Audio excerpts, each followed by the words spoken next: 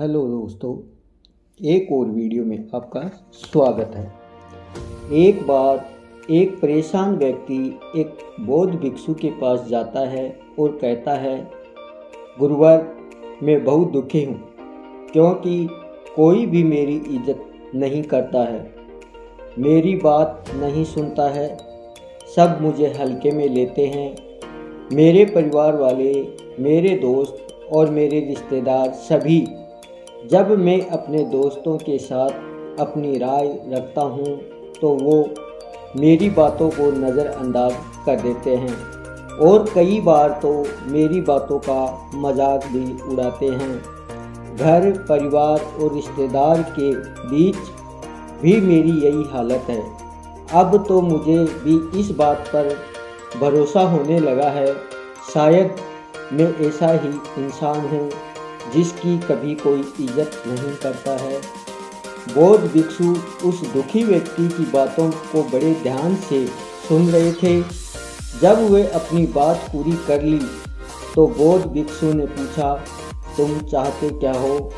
उस व्यक्ति ने कहा, मैं चाहता हूँ कि सभी मेरी इज्जत करें और मेरी बातों को ध्यान से सुनें, कोई भी नज़रअंदाज ना करे और समाज में मेरी छवि जिम्मेदारी और समझदारी व्यक्ति के रूप में हो।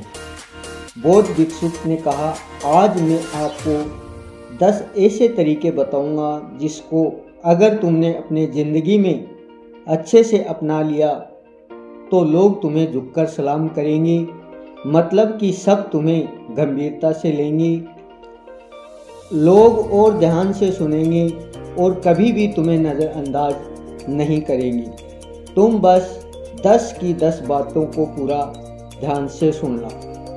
पहली बात, लोगों को ना कहना सीखो।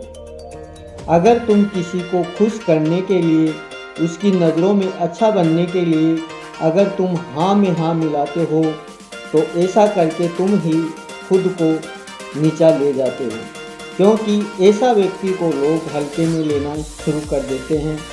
जो व्यक्ति उनकी हाँ में हाँ मिलाता है, लोगों का ना नहीं बोल पाता है, क्योंकि सामने वाले को ऐसा लगता है कि तुम्हारी अपनी सोच ही नहीं है, कोई अपनी राय ही नहीं है, तुम तो हर समय केवल उनकी हाँ में हाँ मिलाते हो। और जब तुम कभी भी किसी को ना नहीं बोल पाते हो तो लोग किसी भी काम में तुम्हारी सहमति लेना बंद कर देते हैं, क्योंकि उन्हें लगने लगता है कि इसमें क्या पूछना, ये तो मान ही जाएगा, और लोग तुम्हारे समय की इज्जत करना बंद कर देते हैं। वो काम खुद भी कर सकते थे और वो अपना काम तुम्हें सौंप देंगे और तुम संकोच के कारण मना नहीं कर पाओगे। दूसरी बात, कम बोलो, काम का बोलो। अगर तुम हर जगह आवश्यकता से अधिक बोलोगे तो लोग तुम्हें नज़रअंदाज करेंगे ही और तुम्हारी बातों की इज्जत कभी नहीं करेंगे और तुम्हें मुफ्त में समझेंगे कि ये तो कुछ भी बोलता रहता है। इसलिए जितना ज़रूरी हो उतना ही बोलो, पहले सोचो फिर बोलो। मैं तो यही कहता हूँ कि 2 बार सोचो और 1 बार बोलो। जब तुम मौके पर बोलोगे, ज़रूरत पड़ने पर बोलोगे तो लोगों को तुम्हारी बात सुननी ही पड़ेगी। ये आदत जल्दी नहीं सुधरेगी ज़रूर। अगर तुमने ये सीख लिया कि कब बोलना है, क्या बोलना है, तो लोग तुम्हें सुनना पसंद करेंगे। तीसरी बात, पहले खुद की इज्जत करो। ज़्यादातर लोग पहले अपनी छवि के चक्कर में खुद की इज्जत करना ही भूल जाते हैं। लोग अक्सर अपने साथ में ऐसी चीज़ें करते हैं जिसे वो अपने दूसरे कई हुई लोगों के साथ करने के बारे में सोच भी नहीं सकते। जैसे कि तुमने आखिरी बार कब अपने मित्रों को बदसूरत बोला था, ऐसा कहा था कि वो किसी काम के नहीं हैं, उनकी इज्जत नहीं करती है जो खुद की इज्जत नहीं करते हैं। चौथी बात, बार बार लोगों से माफ़ी मांगना बंद करो। हम सभी इंसान हैं, इसलिए सभी से गलती होती है।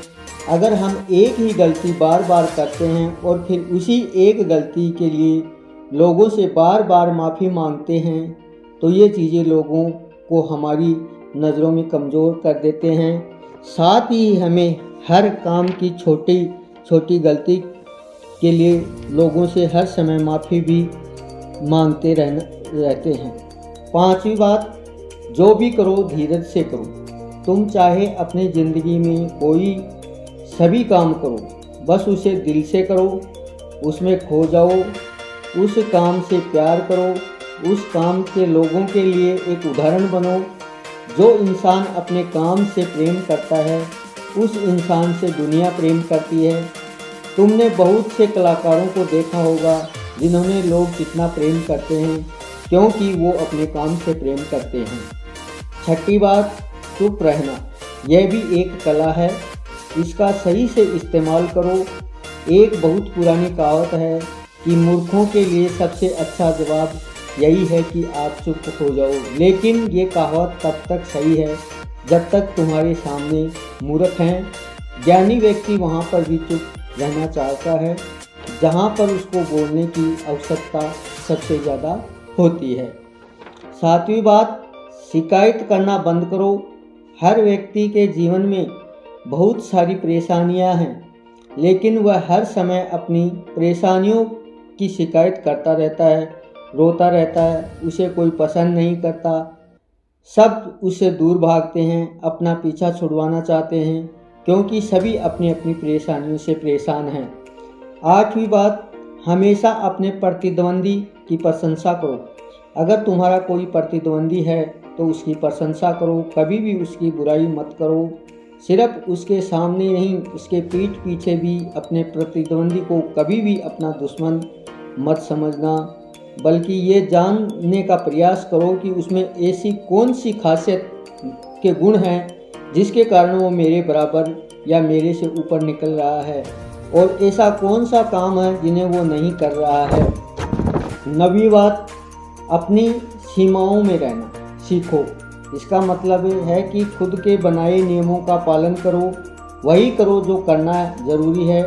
आत्मज्ञान प्राप्ति से पहले बुद्ध ने यही निर्णय लिया था कि मैं बिना कुछ खाए पिए तब तक तपस्या करूँगा जब तक मुझे आत्मज्ञान प्राप्त ना हो जाए, और उन्होंने घोर तपस्या की, और इन्हीं तपस्या को देखकर 5 ऋषि उनके शिष्य बन गए।